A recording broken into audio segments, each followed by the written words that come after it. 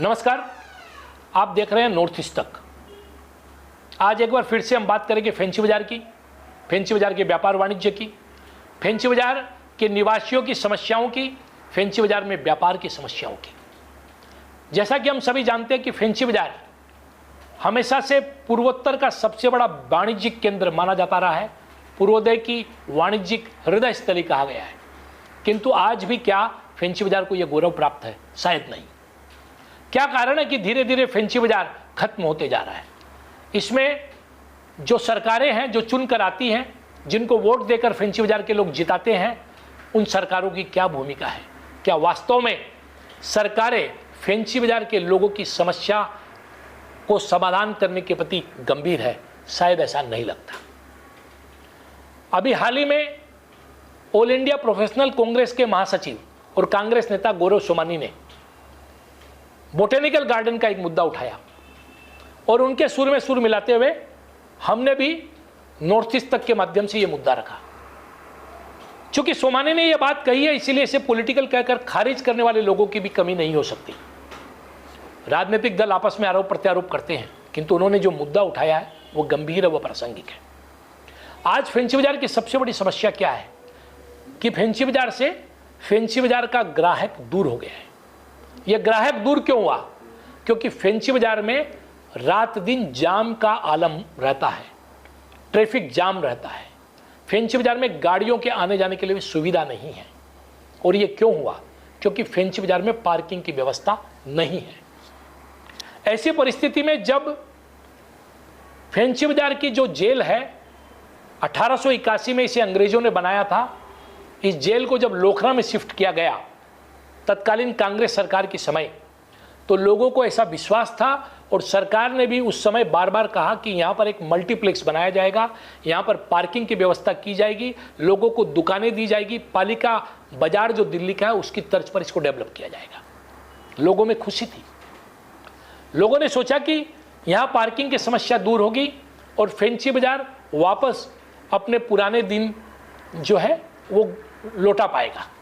फिर से ग्राहक यहाँ पर आएगी, फिर से व्यापार वाणिज्य यहाँ पर चहकेगा, यहाँ के निवासियों को रहने में सुविधा होगी। किंतु 2016 में कांग्रेस की सरकार का पतन हुआ और भाजपा की सरकार आई। वैसे फैंसी बाजार के जो लोग हैं मूलतः भाजपा समर्थक माने जाते हैं। संघ से जुड़े होने के कारण, हिंदुत्व की विचारधारा से जुड़े होने के कारण कांग्रेस कहीं ना कहीं उनके प्रति एक उपेक्षापूर्ण रवैया रखती थी। जब भाजपा की सरकार आई तो ऐसा माना गया कि यह सरकार उनकी अपनी सरकार है और उनकी तरफ देखेगी, लोगों में ऐसा विश्वास था।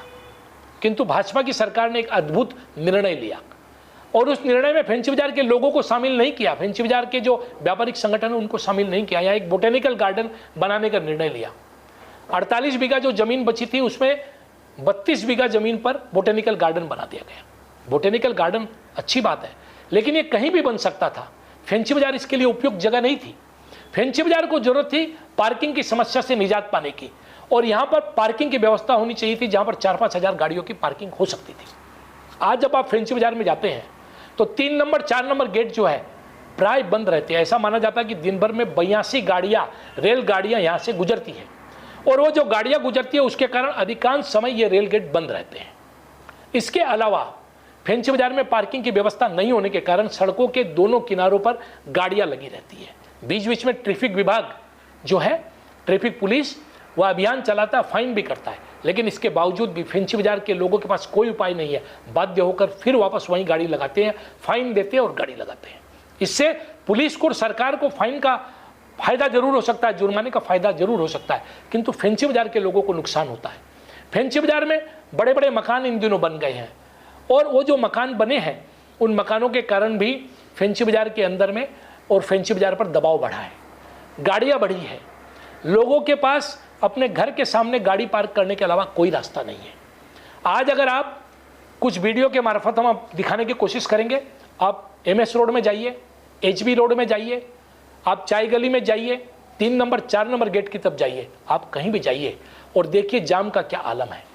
अगर ये जाम वहाँ से नहीं हटता है तो फैंसी बाजार जो है वह अपने पुराने दिनों में नहीं लौट पाएगा, ग्राहक उससे दूर रहेंगे। फैंसी बाजार के लोग भारतीय जनता पार्टी को वोट देते हैं, बड़ी मात्रा में देते हैं, और ये चाहते हैं कि उनकी समस्याओं का समाधान हो।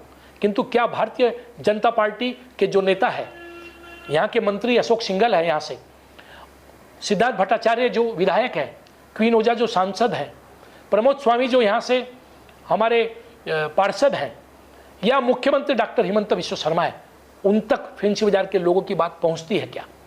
क्या वो लोग देख कर अनदेखी करते हैं क्या? फेंसी बाजार के लोग चाहते हैं कि उन्हें पार्किंग की समस्या से निजात मिले। रेल लाइन के दोनों तरफ भी अभी भी जगह है जहां पर रेल से बात करके पार्किंग की व्यवस्था की जा सकती है। जेल में जितनी जगह बची है वहां पर मल्टी लेवल पार्किंग बनाई जा सकती है।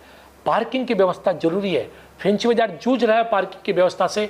व्यापार फेंसी बाजार का नष्ट हो रहा है, नष्ट हो रहा है फेंसी बाजार, नष्ट हो रहा है फेंसी बाजार का गौरव। अगर अब भी सरकार ने ध्यान नहीं दिया तो खत्म हो जाएगा फेंसी बाजार। इसलिए फेंसी बाजार के लोग चाहते हैं कि सरकार इस पर ध्यान दे, इसके पहले कि देर हो, फेंसी बाजार को बचाए। नमस्कार, वंदे मातरम, जय आय ओखोम। सब्सक्राइब करते रहें नॉर्थ ईस्ट तक। नमस्कार।